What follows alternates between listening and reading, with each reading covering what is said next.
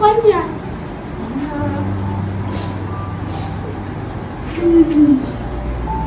Ang sarap hindi. Ay, ano yun? Ano na siya, sinara nila yung bebe.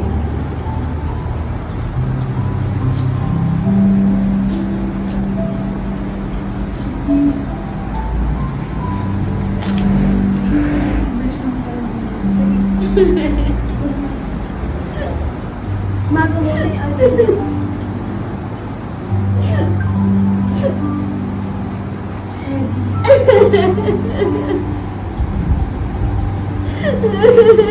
Aso ko po, Sedi.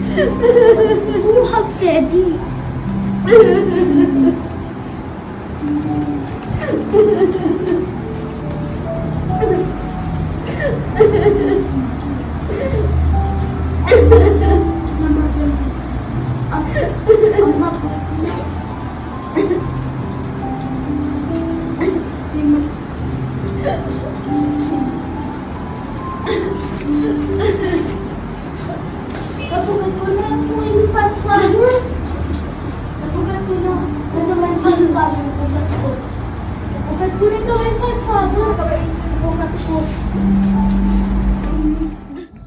Hi guys, so today is June 30, 2024 and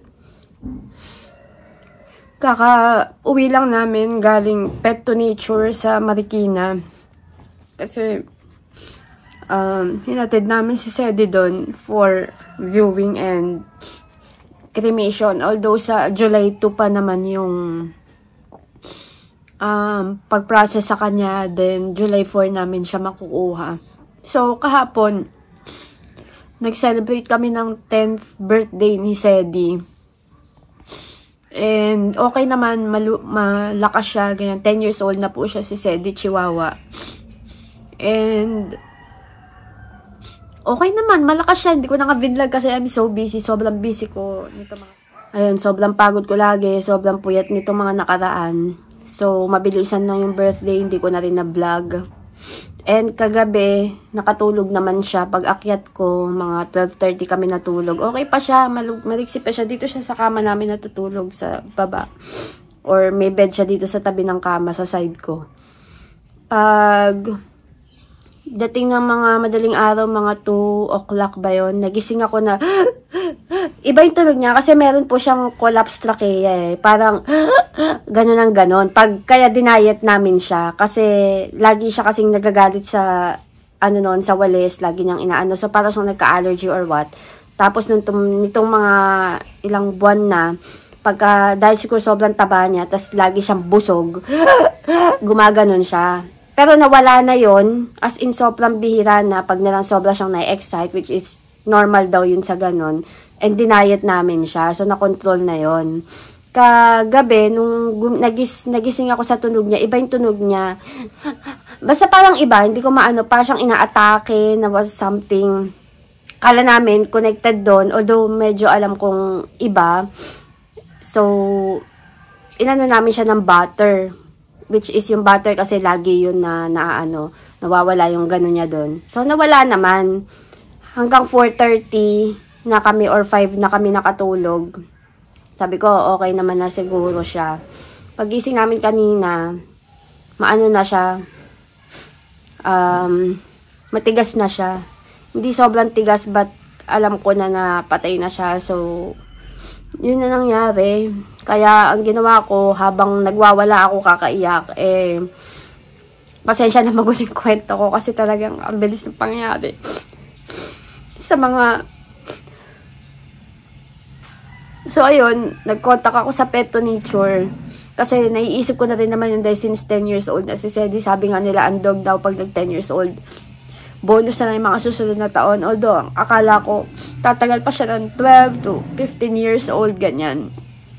Hindi ko naman iniisip na wala pang 1 day yung bonus na ibibigay niya sa akin. So, naka-prepare na ako na dun ko siya ipapa-cremate, ganyan. Malapit, sakto malapit lang sa bahay namin. Sa Marikina. So, hinatid namin siya agad dun. Nag-contact ako dun para ina-expect na nila na dadating kami. Tapos yun, nagpa-viewing for 20 minutes, then, yun nga, kikremate siya. Although water style yata daw, parang ganun yung cremation, kaya matagal, hindi fire. Yun yata uso ngayon. So, sa nakakaalam sa mga simula pa na viewers or followers namin, alam niyo naman na sobrang mahal na mahal ng family namin si Sedi, especially ako, kasi first pet namin siya as sa family, sa husband. And although nagka-pet na kami, pero dati, family pet kasi yun. Hindi tulad nito na parang unang anak namin siya. Kinasal kami ng husband ko. Ring bearer namin siya 2014. Although magkasama na kami ng husband ko even before. But I mean, noong 2014 kinasal kami. Wala pa kaming, nun, yung connection masyado. Kasi bago pa lang siya. 3 months siya napunta sa amin. Tapos, ayun, pag nagbablog ako, kasi basta para ko siyang no? Para ko siyang baby, kapatid, best friend. Pag mas malungkot ako, alam niya. Pag umiiyak ako, natataranta siya. Hindi ko alam. Alam ko na darating yung araw na to, pero hindi ko alam na ngayon.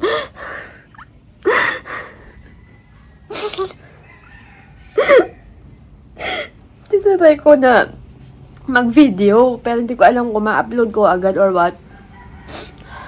Kasi gusto ko na ma-share ko sa inyo yung last moment ko with him, na yung organic or yung totoong feelings ko, na ito, na alam ko naman na marami sa inyo gusto si Sedi, yung iba nagpupunta pa dito before, nagpapapicture sa kanya. Alam niyo naman na baby talaga namin si Sedi. Kahit matanda na siya siguro sa tao, 56 years old na siya. Ang laking part ng nawala sa puso ko, na parang nawala asawa.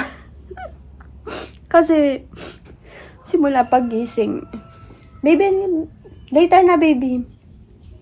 Simula pagising, pupuntahan niya ako, magkikiss kami, maglalambingan kami. Simula, baby siya, ganun siya. Hanggang ngayon, lalo naging sweet. Pagkakain, lahat, pag may darating, lahat, bawat hinga ko, maalala ko siya. Sabi nila sa akin nun, dahil nga matanda na si Sedi, mag-alaga daw ako ng bago na, para pag nawala siya, hindi ako ganito ka masasaktan. But I don't think so. Tsaka hindi ko rin ginawa kasi ayoko ma-feel niya na porket matanda na siya. Pero napaka-healthy niya. Maingay, lahat playful pa din, sobrang lambing. Malinaw ang mata niya. Hindi siya tulad ng ibang dogs na nagkakatarata na or what. Wala siya ibang sakit. Yun lang. Although, siguro baka inatake. Hindi ko alam. But for me, yun yung perfect way to go.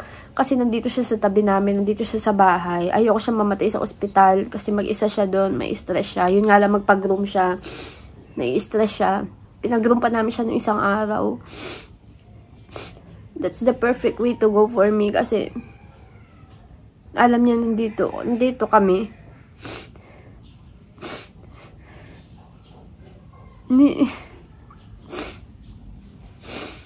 First time ko kasi mamatayan ng aso na ganun ka-close sa 10 years. 10 years. Yung jowa mo, sabi ko, lagi ko sinasabi, yung jowa mo nga na 2 months lang, ilang months lang, ilang years lang, iniiyakan mo. Ito pa kayang aso na yung buhay niya. Ako lang, ang ganda-ganda ko sa paningin niya. Ako pinakamaganda sa paningin ni Sedi.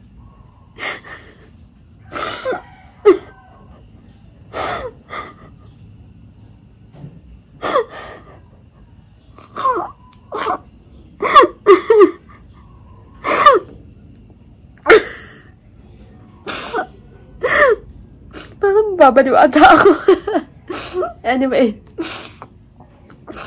Basta alam ko, dati actually, kahit malakas pa siya, pag naiis ko mamamatay siya, yung wala nang susunod-sunod sa akin, wala na ako ikikis, kahit amoy paapayan siya minsan.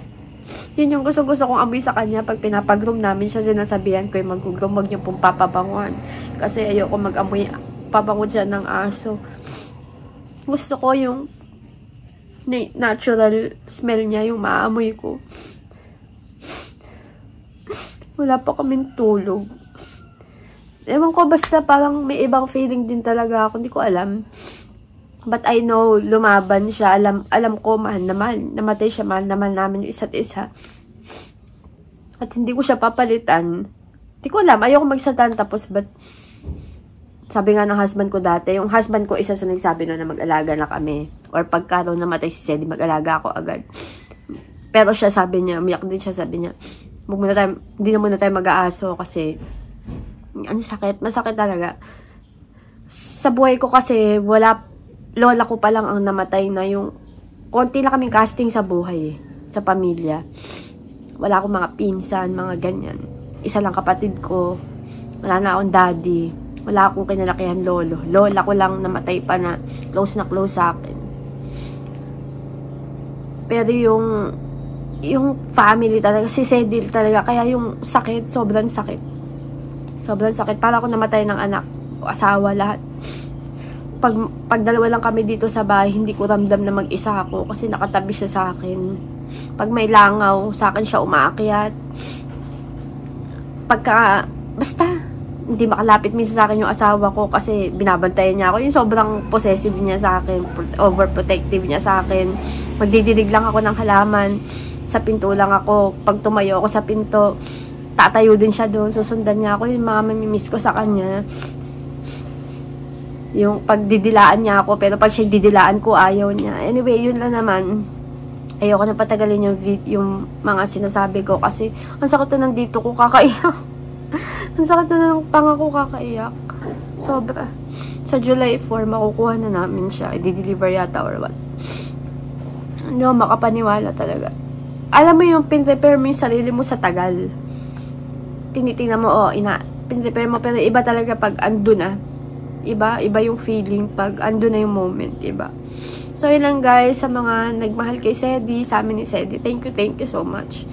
Sa mga nagmahal sa kanya, ramdam niya yung love niyo. So, yun, nag-birthday nga siya kahapon, and I'm thankful kay Cedi sa muling pagkikita natin, Cedi. I love you so much, Cedi. Nag-iisa ka sa heart ko. Well, I have decided that you have to live forever, okay? Because if you don't, I will be wrecked.